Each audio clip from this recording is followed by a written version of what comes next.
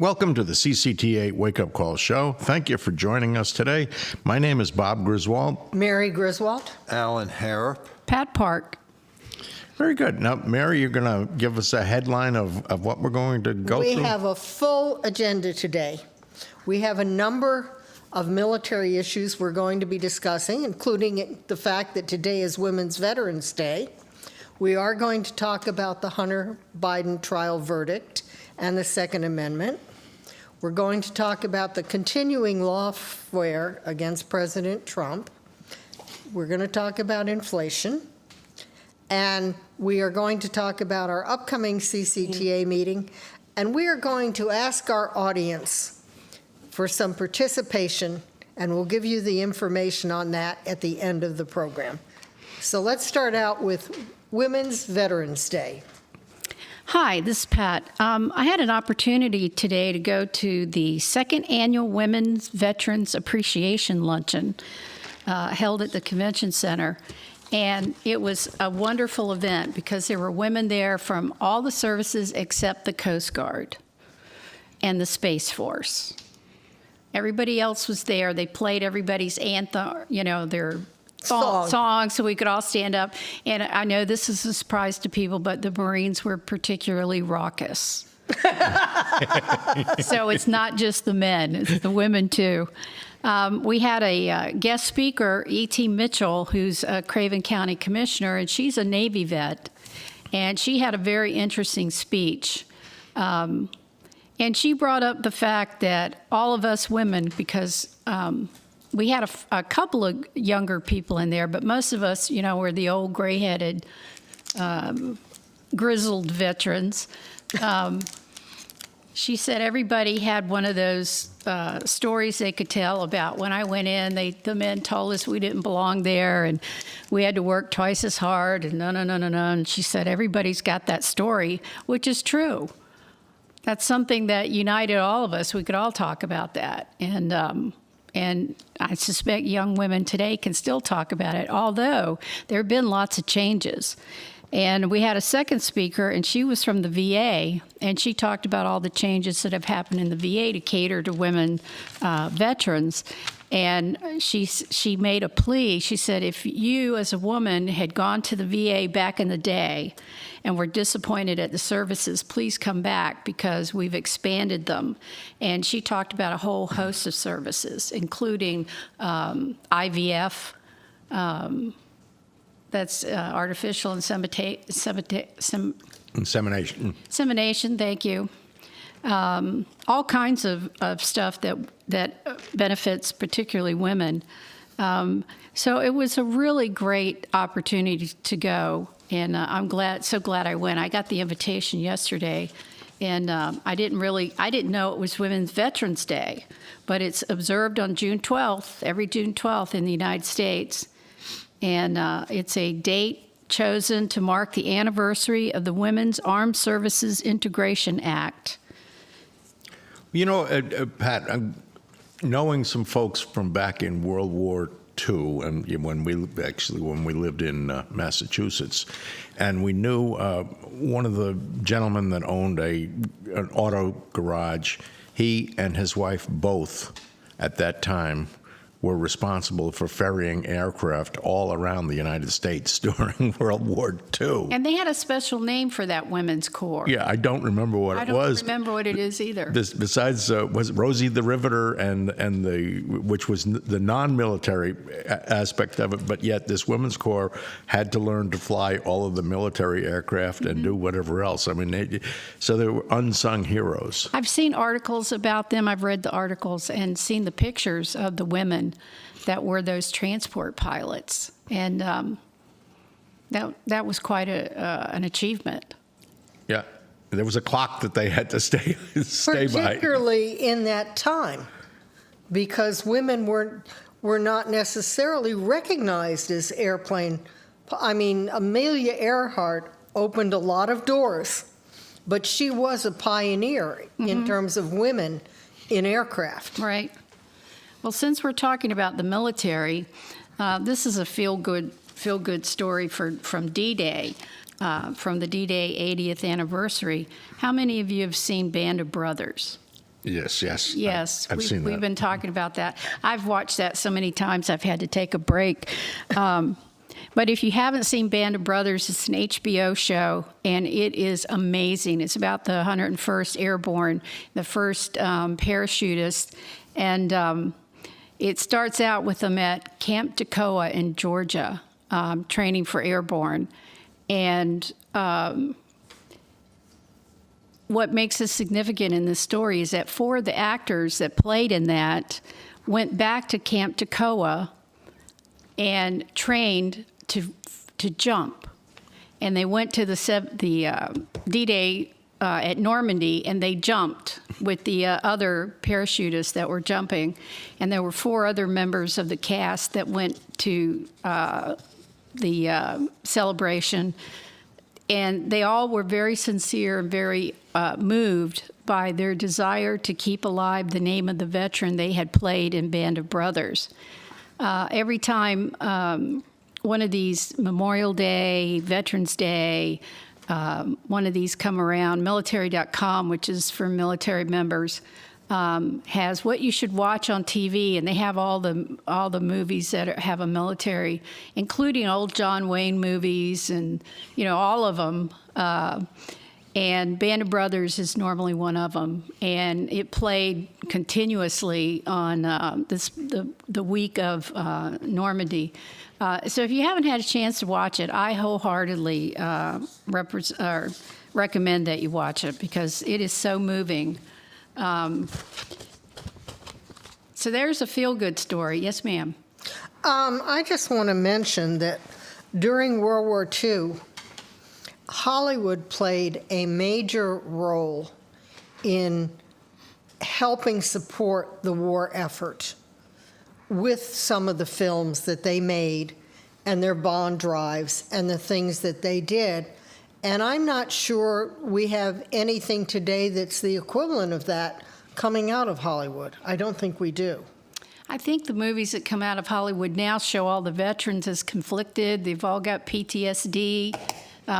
They all want to join murder squads.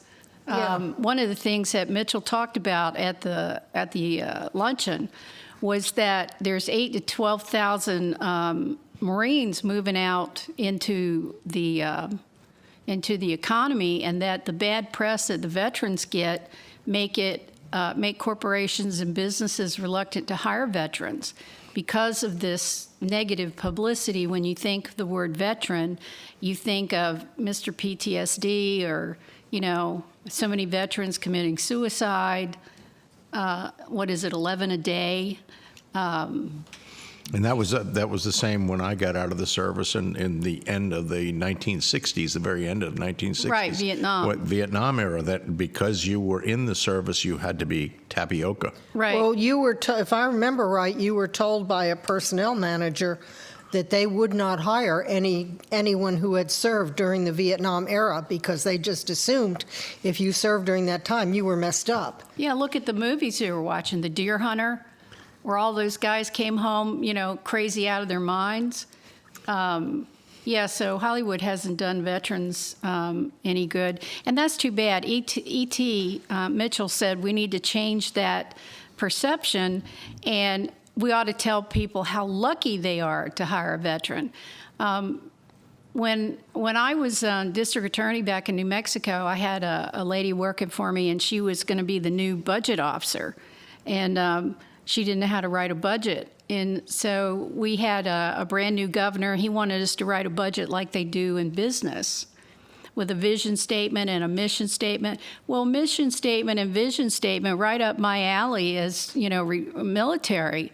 So I said, well, let me do it. So blew on my fingers, sat down, tappity, tap, tap, tap, tap, tap.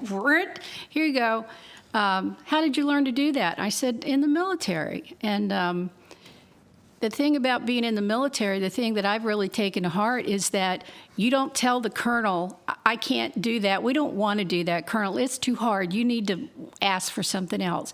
If the colonel tells you to do something, you find a way to get it done.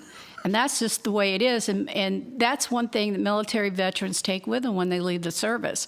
If they ask you to do something, find a way to get it done. And that is a character trait that is enormously valuable, because when you hear about the Gen Z people today, they don't have that work ethic. No, they don't. They don't. So. And I think when you mentioned Hollywood, Mary, that if you look, there was a time in which Hollywood reflected the values of this country. In a lot of their movies, you look at some of the movies from the 30s and 40s, and you see those values were emphasized. Now it's the opposite. I rewatched the movie the other night called Collateral Damage, and it's a movie with Tom Cruise, and it's about this guy that comes in and he's a hired killer, and he's going in and the violence, the use of weapons, all these things that the left professes to be opposed to, they glorify it in these movies. These movies are full of all kinds of violence. There's no moral story that actually wins at the end. And, it's like these actors that wouldn't want to come out and support more traditional values. They're afraid to because of how Hollywood general would react towards them. Well, it's interesting, too, that the feel-good movies that reflect our values rather than the garbage they're feeding us tend to do very well. And I point to Top Gun 2 Maverick, which was not the most deep intellectual movie you'll ever see, but it was fun. It was Star Wars off an air carrier. I mean, it was just, and it did very well at the box office. It was about a hero. Yes. We don't have heroes. A real hero. Yes. Well, a fake hero, but a hero nonetheless. Do you want to bring up, there's one more thing I want to bring up before we... Well, I can just briefly mention that since we're talking about the military, in the defense budget proposal that's coming up, the White House strongly opposes a proposed 19.5 pay hike for junior enlisted troops. And the Pentagon is saying how this would help them recruit and retain. And with the amount of money that we're sending to Ukraine, it seems like we could give our troops a raise. I'm sorry, that is just my attitude. Folks, we're going to take a quick break, and we'll be back. I think we're going to even come back with a little bit more military stuff, I hope. We'll be right back. This is the CCTA Wake Up Call.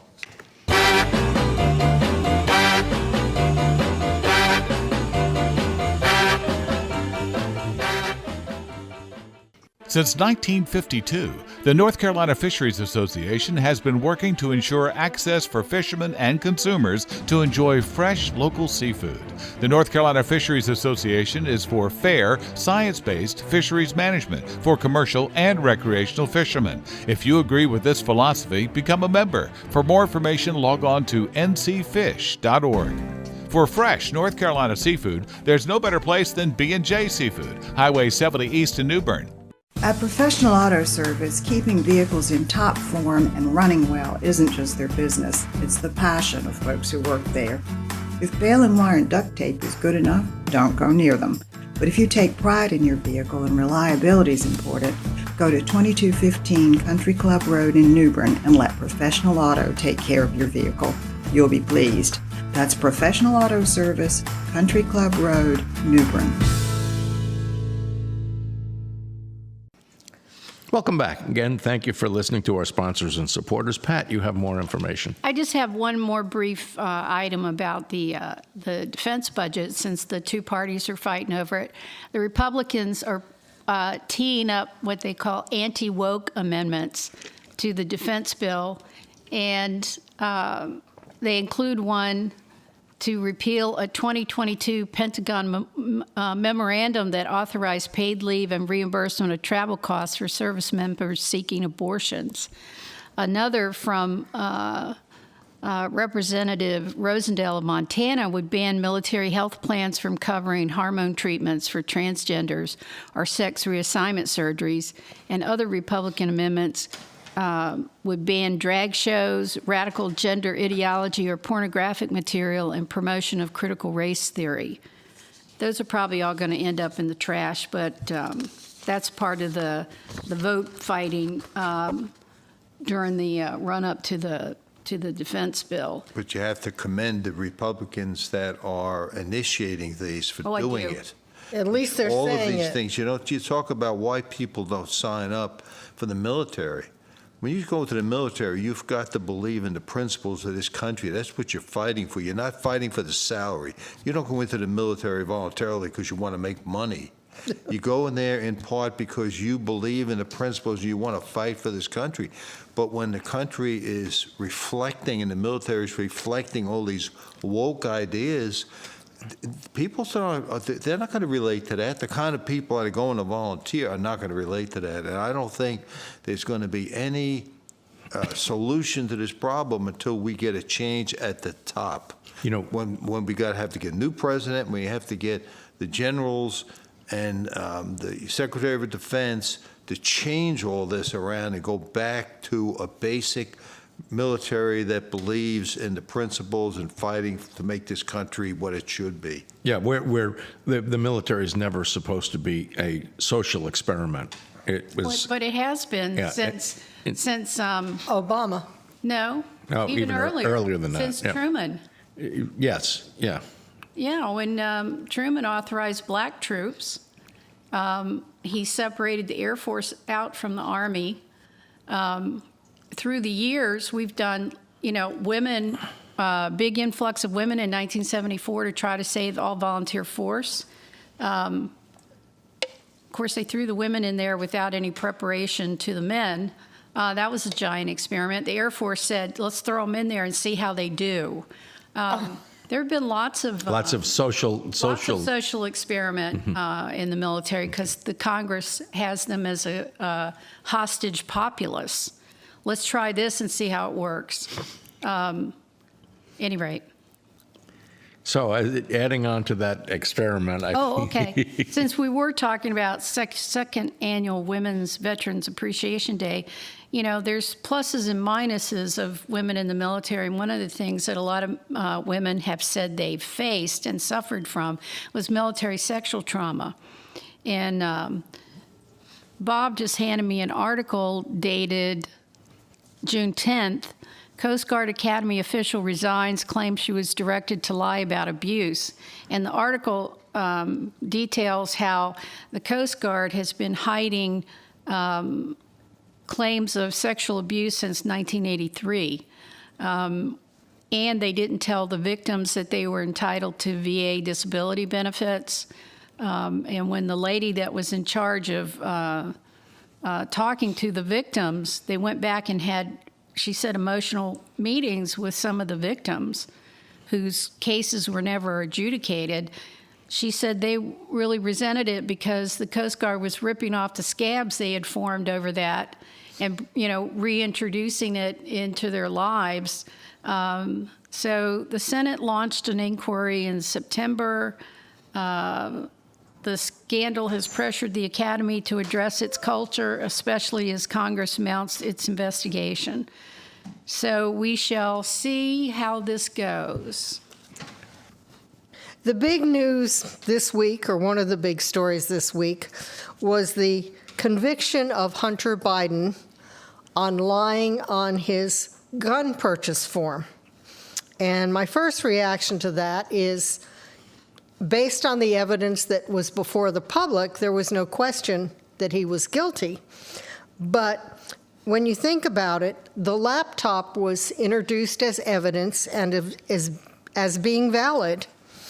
This was probably the only crime that he could be tried on that didn't involve the rest of the Biden family and didn't involve some very questionable things on that laptop. And this is not equal justice under the law. The evidence here was overwhelming. They did not have to take a law and go past the statute of limitations and do all that stuff. And I'm going to go to Pat, our resident lawyer, and ask for her opinion on this whole thing. Well, the thing about the trial is let's see, it took them 6 days, and part of the defense strategy was to parse the idea that he was an addict. The it's interesting to me that the jury only deliberated 3 hours. And according to an article I read this morning, and when they first went in, typically when a jury goes in, the first thing they do is take a vote to go around, where is everybody? To see if, if they're already unanimous or if they're going to have to fight over it. And the article said the jury was evenly split, 6-6, find him innocent, find him guilty. That several of the jurors afterwards were interviewed and said that the last witness that Biden called was his daughter? His daughter, yes. His daughter, and that she was the one that convinced them to find him guilty because of her timeline of when he was meeting with his drug dealer. So that kind of backfired. But typically, when a jury goes in, if you look at how long it takes them to deliberate, it means that they've got a split, and they're trying to either, depending on which side is the smallest, they're trying to convince them to get on board so everybody's unanimous. This one only took 3 hours, so that's amazing. What I find interesting now is the articles that are coming out about how he's going to appeal this and what his appeal strategy will be. And they're saying that his appeal strategy is he's going to appeal it on the basis of the Second Amendment. The Bidens have no shame. They're hypocrites. They have no shame. His dad just gave another speech about how he wants to ban our guns, and he brought up the old conundrum about if those people think they can win a civil war with the federal government, they're going to need an F-15, not an AR-15. And Oh, don't forget, he's told us to step out on the porch and take a couple of shotgun shots into the air to Get rid of intruders. get rid of intruders. right. But at any rate, they're going to go after whether it's constitutional to prosecute somebody for having a weapon while you're high, whether it's drugs or alcohol. We'll see how that comes out, but it's hypocritical, in my opinion. An interesting statement. Last night we were watching the Hannity's show, and he was talking about the fact that the laptop has now been validated and verified as being true and not Russian interference. So that also opens up the rest of the Biden family, if anybody in the DOJ is going to do it, which is where the questions come in, where again, Pat, the equal justice under the law. Well, I understand that the statute of limitations, they've drugged this out for so long, statute of limitations have run on a lot of stuff they could have been prosecuting him on. I don't know how much of that would include stuff that's on that laptop.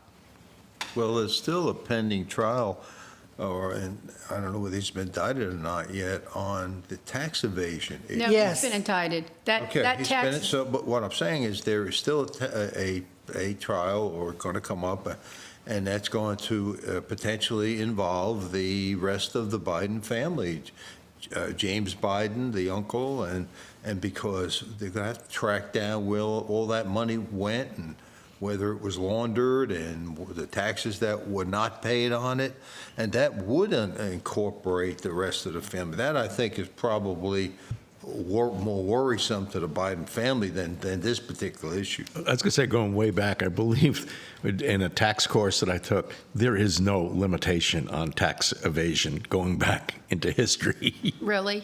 You mean I mean, if they statute of limitation? There's no statute of limitations on tax evasion. If they can show that you've done some tax evasion, they'll keep going back.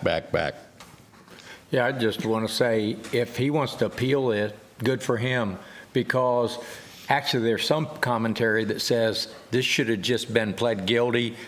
Don't even get it in the newspapers and stuff. Just plead guilty and move on. So now he's wanting to appeal it, so it's going to stay in the news cycle. I say let him do it. Yeah. Well, and his dad announced during the trial that he would not pardon him. Can he commute his sentence? Well, he doesn't have a sentence yet. Well, I'm just saying. But not much difference. But he says he's not going to pardon him, and I would say, well, let's just see if Biden loses the presidency on his way out the door if he doesn't pardon his son, because I don't believe that for 1 minute. Now, as far as if his son gets jail time, if his son gets a sentence that's really harsh and he doesn't like it, he's going to want to appeal it. If his dad pardons him, he can't appeal it. So it's, a done deal. And that's his legacy. But what about commuting? What's the difference between commuting a sentence and parole or forgiveness? A pardon? Yeah. A pardon takes away the conviction. And what was the other thing you asked about? Commute the sentence. Oh, commute the sentence. The conviction stands. He just doesn't have to serve the time. That's probably what will happen. I just want to mention that we have been joined by Kim Fink and Glenn Fink. So those are the other two voices that you're hearing. What? Where did they come from? What? They disappeared. Where are we going? Well, when we get back, we're going to talk about the continued lawfare against President Trump and the attempt to take the liquor licenses away from his country clubs in New Jersey. And his gun permit from And New his York. gun permit. Okay. Folks, I think that's a hint that I'm supposed to ask us to take a quick break to hear from our sponsors and supporters. This is the CCTA Wake Up Call Show.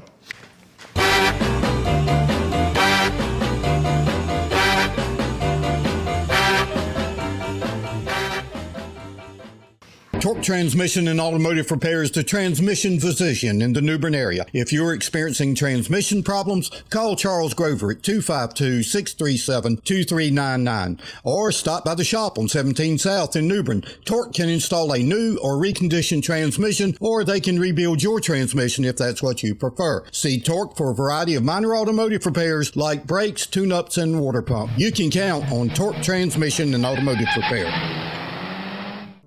The God and Country Christian Alliance has a simple mission, but it is a profound one.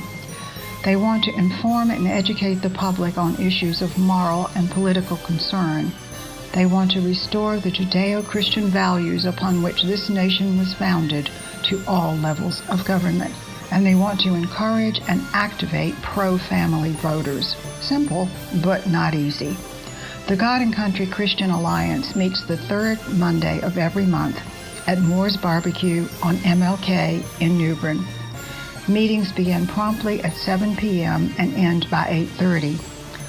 To enjoy dinner with the group before the meeting, arrive between 6 and 6:30. Both the food and the company are good. Meetings include speakers and discussion, and their annual banquets are legendary. Join them on the third Monday of each month for a refreshingly candid view of the world and our place in it. Just who are these people doing this CCTA program? They're people like you, just people in the community that love this country, to protect individual liberty, and to preserve the U.S. Constitution and free enterprise system. To learn more, go to cctaxpayers.com. That's cctaxpayers.com. The group meets every third Tuesday at Stanley Hall Ballroom in downtown New Bern. Join Coastal Carolina Taxpayers Association and make your voice heard. Welcome back. Thank you for listening to our sponsors and supporters. Mary?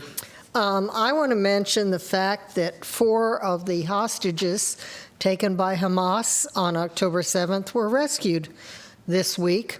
3 of them were in the home of a journalist for Al Jazeera. Now, Al Jazeera is denying that that particular journalist worked for them. But the thing to note here is all 4 of them were in civilian homes. They were in an apartment building, a high-rise building in Gaza, in people's houses. So when Hamas starts screaming about civilian casualties, it may be because those civilians are working for Hamas. And the head of Hamas has come out and said, we have Israel where we want them, because if they win this war, they'll have so many casualties from Hamas that the world will turn against them. So that's something we need to be aware of, that this is a propaganda war as much as it is a military war. And I want to mention one more thing, tangentially related. One of the things that the Trump administration understood that the Biden administration does not understand is economic war. When Trump released American drilling, the world price of oil dropped, and Iran and Russia ran into severe economic problems.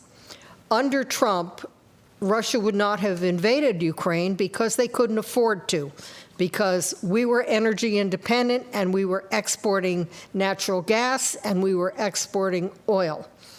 Iran was prevented from selling their oil, and their economy was going down, and the Ayatollahs were in danger of being overthrown. That is an economic war.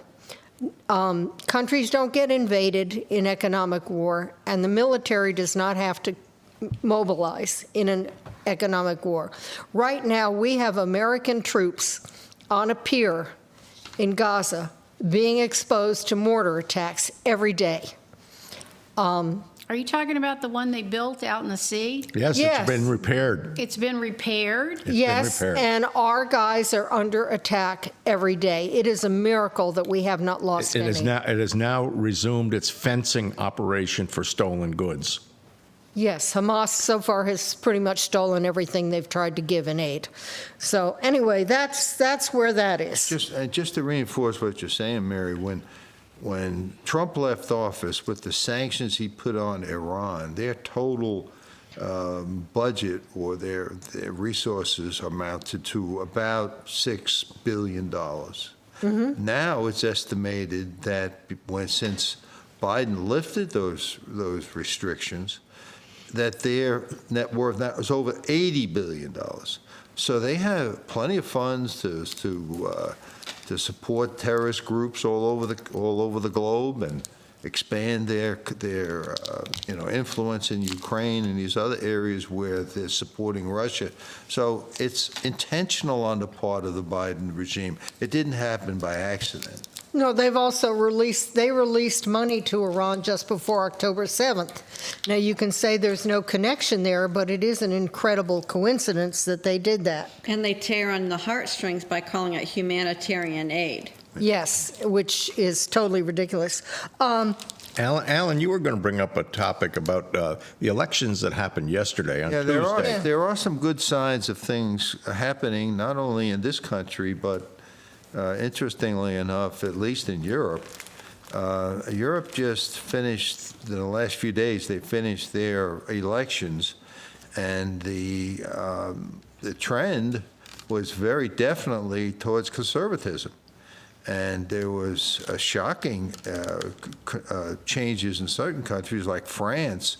It's pretty much taken over by the conservatives, and Macron has to completely revamp his parliament now so that they can govern, and they're going to be controlled by conservatives. But the following countries like Germany, Spain, Austria, Hungary, Italy, all these countries dramatically moved towards conservatism. And part of it had to do with some of the issues that we're facing also. Inflation, immigration. That's one of the things that's destroying Europe. You go to these countries, I mean, I spent 2.5 years in Germany years ago, and I wouldn't recognize it now based on the number of immigrants they've taken. And not just the other thing is the green energy. That is another thing that's destroying their country. So those things that we're fighting, these people, at least in Europe, they're beginning to reject it, and that's a great sign. That's a positive thing. Well, we've seen the farmers' strikes because of the green energy, and we've seen the cattle farmers particularly who've been asked to kill their cattle because of cattle flatulence causing green energy or causing a problem with the environment, and they have revolted against that because the government is trying to take away their livelihood. That's crazy. Well, the influx of immigration in Europe is totally changing the society. It's not just an influx, but they're changing society. There's all the no-go zones that they have in various sections of Europe. We have that here. I know we have that here. Yes, we do. In Sweden, women have been told not to go out unescorted because they will be attacked. But if you look at the crime rates there, the rape has gone up like 250% in the last couple of years in Sweden.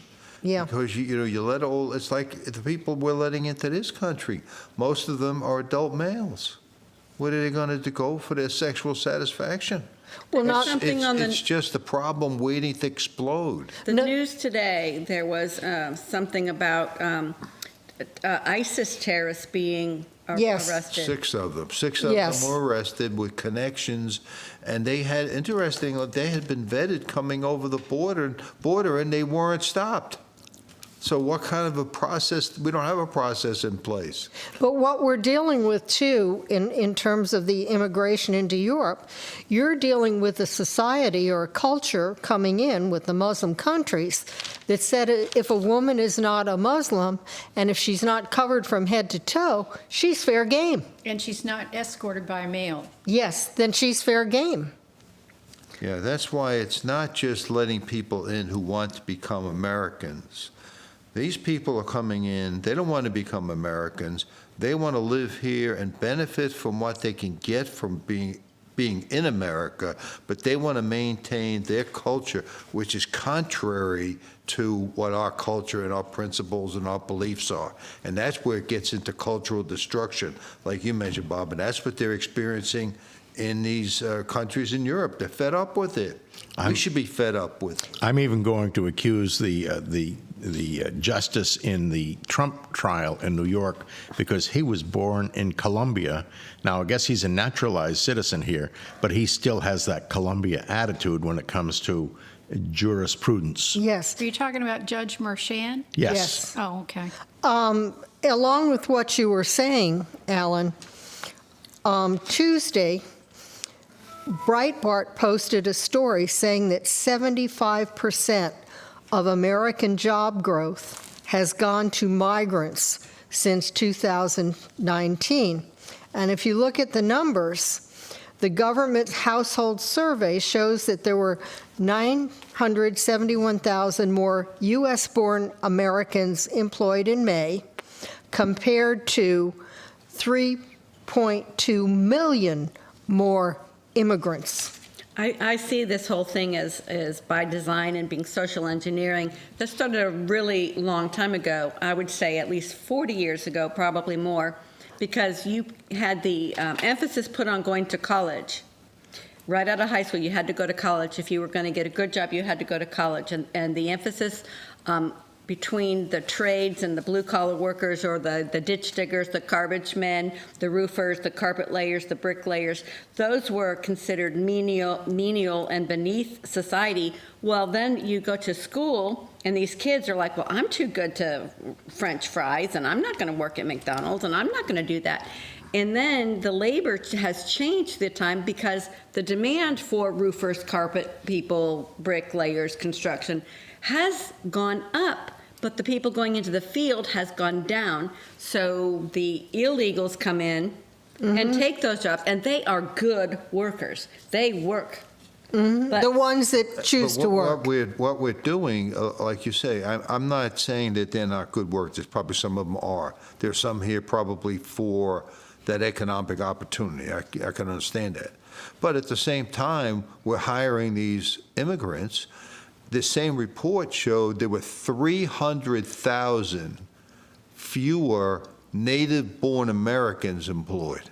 So what we're doing, we're not only adding jobs for the illegals, the native-born Americans are losing jobs. But that's not, the truth is in the details. And the Biden administration, they report this, oh, we increased the number of jobs and so on. They don't tell you the truth, which is they're going to immigrant. They also don't mention that many of those jobs, you have one person in the household working 2 or 3 jobs just to make ends meet, and that's a problem, too. They also don't mention in that like in California, there's a number of restaurants that are closing because they cannot pay minimum wage $20 an hour. Yeah. Well, part of this slips into what Alan was talking about.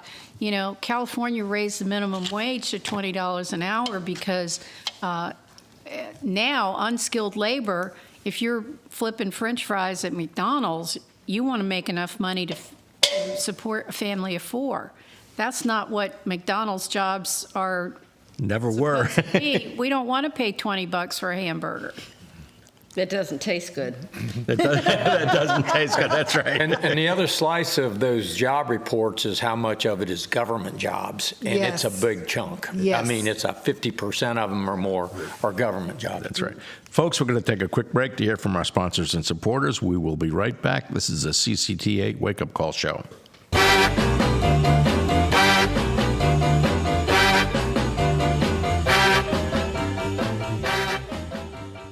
At Professional Auto Service, keeping vehicles in top form and running well isn't just their business, it's the passion of folks who work there. If baling and wire and duct tape is good enough, don't go near them.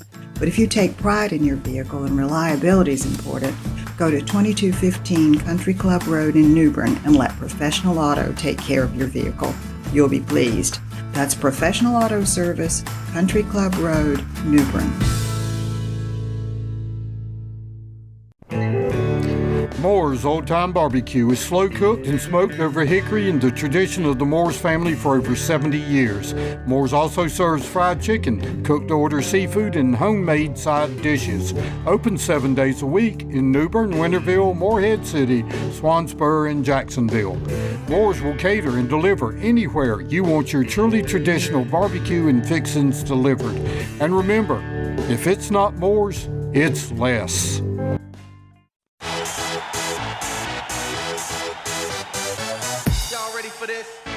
The County Compass is a rapidly growing, free weekly newspaper throughout eastern North Carolina. At the County Compass, we believe small business is the future of our great nation. Many small business owners have discovered that an ad in the County Compass each week is the most effective, the most affordable way to reach thousands of readers from all walks of life. At the County Compass, we focus entirely on local and regional news, coverage of important issues that directly affect your life. At the County Compass, we love our readers and we love our advertisers. This Thursday and every Thursday at more than 750 distribution points throughout eastern North Carolina, pick up your free copy of the County Compass newspaper. Since 1952, the North Carolina Fisheries Association has been working to ensure access for fishermen and consumers to enjoy fresh local seafood. The North Carolina Fisheries Association is for fair, science-based fisheries management for commercial and recreational fishermen. If you agree with this philosophy, become a member. For more information, log on to ncfish.org. For fresh North Carolina seafood, there's no better place than B&J Seafood, Highway 70 East in New Bern. Welcome back. Again, thank you for listening to our sponsors and supporters.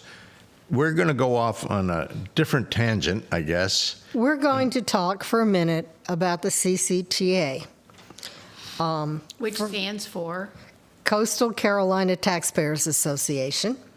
And first of all, I'm going to tell you a little, first of all, our website is cctaxpayers.com. And I'm going to tell you a little bit about Tuesday's meeting. This coming Tuesday, which is June 18th. June 18th. 7 o'clock. At 7 o'clock at Stanley Hall, downtown New Bern. And if you've ever been frustrated with your elected officials and you want to see change, have you ever considered being that change? This meeting is a candidate interest forum talking about what it takes to run for political office. Where do you have to go to sign up for an office? What does an office entail? What do you need? What does a campaign entail? What does a campaign need? What are the regulations? What are the regulations dealing with financing a campaign and having a treasurer and stuff like that? Bob Brinson is currently an alderman for the 6th Ward in New Bern, and he is running for the North Carolina State Senate. He is an experienced candidate, and he will be glad, first of all, he will give his presentation. He will be glad to answer any questions that you have at the end of that presentation. By the way, he has given this same presentation at other places before he was running for a candidate. This is not a candidate forum. This is a forum on running So if become a you candidate. or someone you know thinks that at some point in the future, they might want to run for political office in Craven County or New Bern or Havelock or one of the neighboring towns, then you need to be here. Tuesday night, June 18th, 7 p.m., Stanley Hall Ballroom. And then another thing that we would like to hear from our audience about what topics you would like to hear on the radio and what topics you would like to see at our public meetings. Now, this can be done anonymously. We don't need to know your name if you don't want to share it, but we need you to email your suggestions to either bob@cctaxpayers.com or mary@cctaxpayers.com. And at your request, we won't share your address. I We realize will not we'll share know the your email information. address. We won't We share will your, not share information, at your request. but there are a lot of issues in our government right now, different things that different people are interested in, and we want to hear from you. We want to hear what information you're looking for. We do have some candidate forums planned. We have some candidates that are going to come speak to us, tell us what they're for. We are a 501c3. We don't support candidates. We don't support political parties, but we do support issues. We want to hear from you what issues you would like to have us talk about and what issues you would like us to support. Now, you know, I'm going to add a quick thing. In the recent past, we ran short classes on Constitution 101, essentially, another short class on the Federal Reserve banking system and what does it mean. Another class we ran was on C.S. Lewis. I think we did something like that. What classes would you like to see? And a class would be something that might run 2 weeks, 3 weeks, 4 weeks, like on a Saturday morning for a couple of hours. Are there classes you want? Are there things that we need to bring up? The Constitution. Now, the U.S. Constitution, the state Constitution. What other items would you like to hear about or particularly participate in? We have used a lot of Hillsdale College courses. We have also done classes on the 5,000-Year Leap, which is a book that talks about what the Founding Fathers were reading at the time they wrote the Declaration of Independence and what they put into it. These courses are free, and anyone is welcome to come, whether they're a member of the Ccta or not. Our next course will probably start sometime in August or September, and I haven't found it yet, I'm looking for a 2 to 3 week course on the Great Reset so that we can get a better handle on what that is. Can you define the Great Reset for everybody? No, that's why I want to do the course. Because she told you.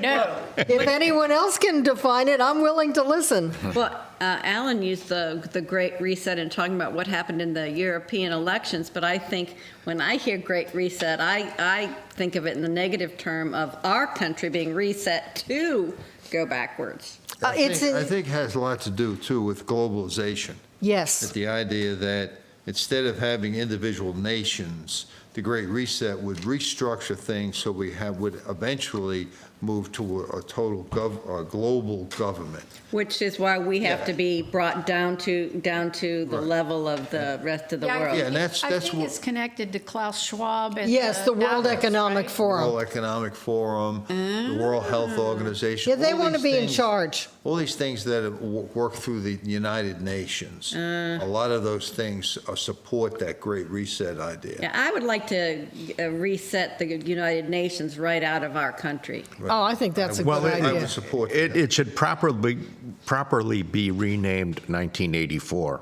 Yeah. So, Well, recently, the good news is recently there was a treaty that the WHO, the World Health Organization, put forward that would have taken away America's sovereignty, and that treaty failed. So there are some people who are awake to what is trying to be done and who are going to stand in the way. It's just very ironic to me that we host the United Nations facility. We fund most of the debt and the bills. And most of the time, the United Nations votes against Our interests. our best interest as a sovereign country. And the traffic jams in lower Manhattan are caused by cars with diplomatic plates And that immunity. are double parked because they know they won't get tickets because of their diplomatic plates. We need to kick all of them out of New York, turn it into luxury high-rise apartments, and enforce the parking bans. That's all. And we also look And tax it. as you bring that up. There was recently a Lower Manhattan commuter fee instituted. Of Oh, yes. something like $17 a day. The or something. congestion Called fee. the Congest- congestion fee, but no, congestion. she held back on it. Well, it was finally rescinded, but did it ever apply to the diplomats' cars? I don't think it ever started, Bob. I think it was in place. I think it was in place. And what happened was the people, particularly like the firemen, who were trying to commute to their workplace, Fire station. were, $17. If you're a fireman, you don't make millions of money, and $17 one way just to go to work is a pretty good chunk out of your income. The left is very creative in coming up with new ways of taking your money. And that has always been what they've done. And the taxation, now they're talking about letting Trump's major tax cut expire. And if you look at inflation, what is inflation? Inflation is nothing more than a tax. On And we've been everybody. on everybody indefinitely. So inflation's up 21%, and we're all paying that increased taxes because the whole idea from the left is you take from the people who are working and you give it to the people who aren't working. That's the essence of communism, and that's exactly what they're doing. Have you ever noticed when the prices go up for inflation, when inflation supposedly stops or gets under control, the prices never go back down? Somebody posted on Facebook today a picture of gasoline prices in 1972. They were 29 cents a gallon. Yes, and that was highway robbery back then. Folks, again, we're right now, we're talking, just randomly talking these things out. But what topics are a hot topic to you? We need to know, what are you peeved about? What topic would you like to explore? If you need to come on the radio show and be with us and state your position or whatever else, I don't care which position you want to state. You're going to come on the show and you got to defend your position, but you're allowed to state your position.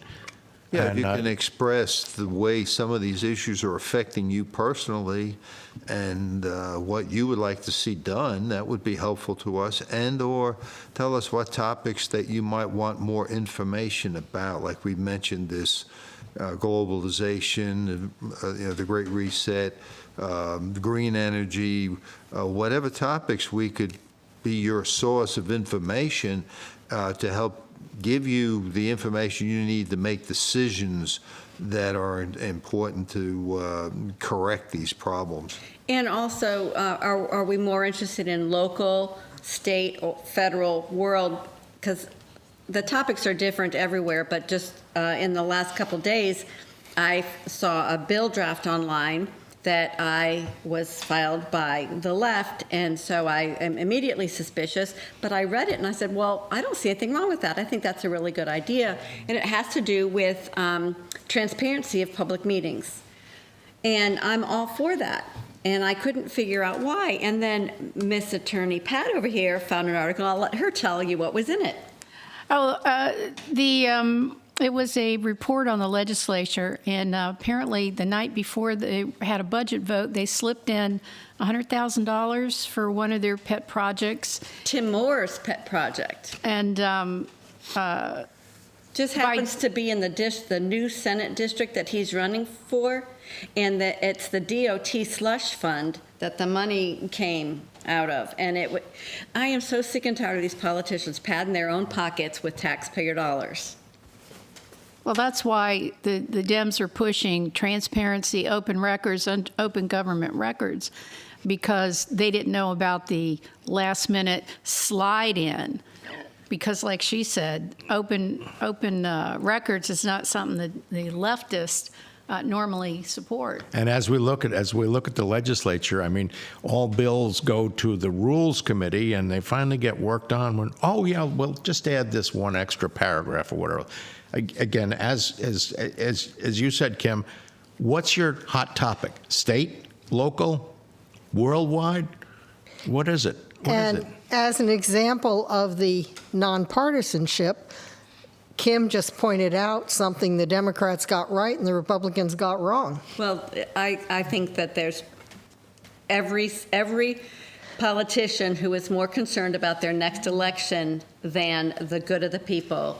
I don't care what party they are. They're not for the people. They need to be exposed. They need to be voted out of office. Amen.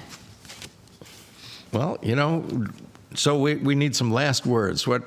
Folks, you just need to please write. Is this the end of our show? Well, this is coming up on the end of the show.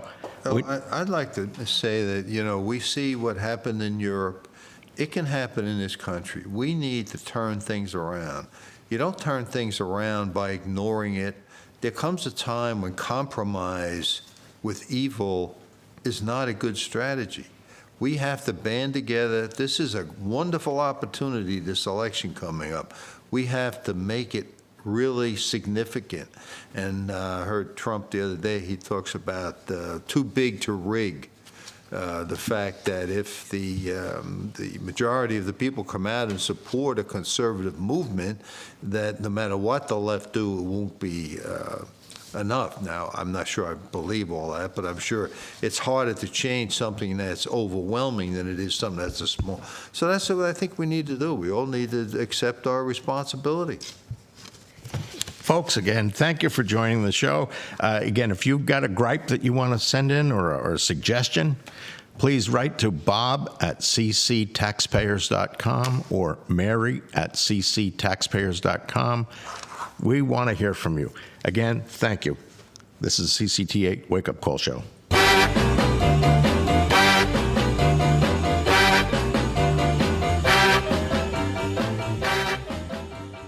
Torque Transmission and Automotive Repair is the transmission physician in the New Bern area. If you're experiencing transmission problems, call Charles Grover at 252-637-2399 or stop by the shop on 17 South in New Bern. Torque can install a new or reconditioned transmission, or they can rebuild your transmission if that's what you prefer. See Torque for a variety of minor automotive repairs like brakes, tune-ups, and water pump. You can count on Torque Transmission and Automotive Repair. Stop in at East 70 Pawn for great deals. Drew and his knowledgeable staff have been serving the New Bern area since 1989. We always try to help our customers with friendly and honest service. Our crew is what sets us apart. Treating folks like how we want to be treated is our standard. People appreciate great service plus great prices, and that's what we're all about. Our shop is like no other. We specialize in guns, jewelry, and ammo, but we have so much more. We have the largest selection of new and used firearms, coins, collectibles, musical instruments, and tools. Our new jewelry selection is growing daily. Find us at 3317 Highway 70 east of New Bern. We're open Monday through Friday, 9 a.m. to 6 p.m., and Saturday, 9 a.m. to 3 p.m. Also, check out our website for many, many collectibles, east70pawn.com. East 70 Pawn is your one-stop shop to buy, sell, trade, or cash loans quickly, conveniently, and confidentially. Moore's Old Time Barbecue is slow cooked and smoked over hickory in the tradition of the Moore's family for over 70 years. Moore's also serves fried chicken, cooked to order seafood, and homemade side dishes. Open 7 days a week in New Bern, Winterville, Morehead City, Swansboro, and Jacksonville. Moore's will cater and deliver anywhere you want your truly traditional barbecue and fixings delivered. And remember, if it's not Moore's, it's less.